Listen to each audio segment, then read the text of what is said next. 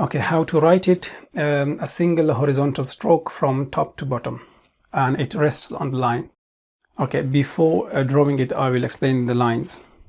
Whenever we write Arabic letters, words, then it's actually written between two lines, but this one is an imaginary line.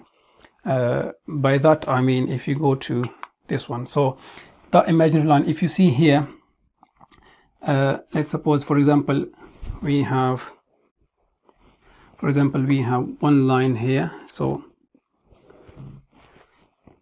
let's see, this whole text is written between two lines. Let's suppose this one and this one, and this imaginary line, if you notice that every letter, this is like,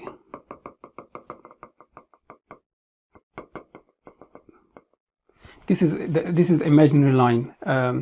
That's why it says is rest on imaginary line. So if you see this alif, it rests on there, alif is rest on there, alif is rest on there. So you don't see this imaginary line in the real text, but it is there. So this is what I mean, this imaginary line.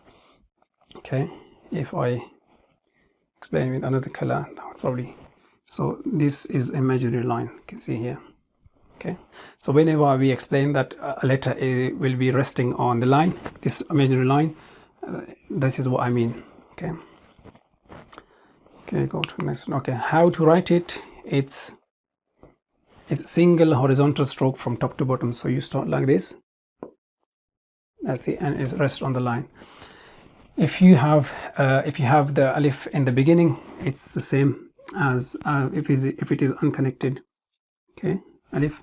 If it is in the middle, if you see here, there is a connecting point before here, so it's written like this. You basically you will be writing some other letters, and then you connect to that, so it's like this. Similarly at the end, like this, so you can connect something before it. Okay, and it rests on the line.